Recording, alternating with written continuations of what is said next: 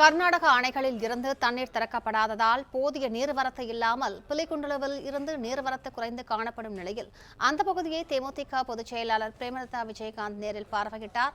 கூடுதல் விவரங்களை செய்தியாளர் சரவணனிடம் கேட்கலாம். சரவணன், இது தொடர்பாக அவர் என்ன கருத்துக்களை பகிர்ந்து கொண்டார்? விவரங்களை பதிவு பண்ணுங்க. குறுக்கே மேகதாதுவில் அணை கட்ட முயற்சிக்கும் கர்நாடக அரசை கண்டித்து தேமுதிக சார்பில் ஒகேனக்கலில் கண்டன ஆர்ப்பாட்டம் நடைபெறுகிறது. இந்த ஆர்ப்பாட்டத்திற்கு தேமுதிக பொதுச் செயலாளர் பிரேமலதா விஜயகாந்த், மாநில இளைஞரணி செயலாளர் விஜய் பிரபாகரன் உள்ளிட்டோர் கலந்து கொண்டு, அதற்கு முன்பாக தமிழக கர்நாடக எல்லை பகுதியான பிலிகுண்டுவிற்கு தேமுதிக செயலாளர் பிரேமலதா விஜயகாந்த், பிரபாகரன், LK சுதீஷ், திமுக கூட்டணி கட்சி பொறுப்பாளர்கள் பழனியப்பன் உள்ளிட்டோர் தமிழக எல்லை பகுதிக்கு போய் பிலிகுண்டு பகுதியில பார்வையிட்டாங்க.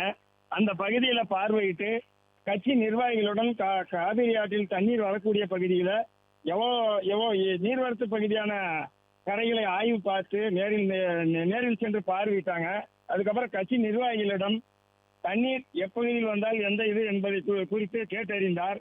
அதே போல தண்ணீர் பாட்டிலை எடுத்து தண்ணீரை பிடித்து காவிரி தாயை வணங்கி வேண்டி தமிழக மக்களும் நன்றாக இருக்க வேண்டும், இந்த ஆண்டு நல்ல மழை பொழிய வேண்டும் என காவிரி தாயை வேண்டி வேண்டுதல் வைத்து தண்ணீரை தெளித்து காவிரியை புனித நீராக ஊற்றி வேண்டி வணங்கினார் பிரேமலதா விஜயகாந்த் அவர்கள்.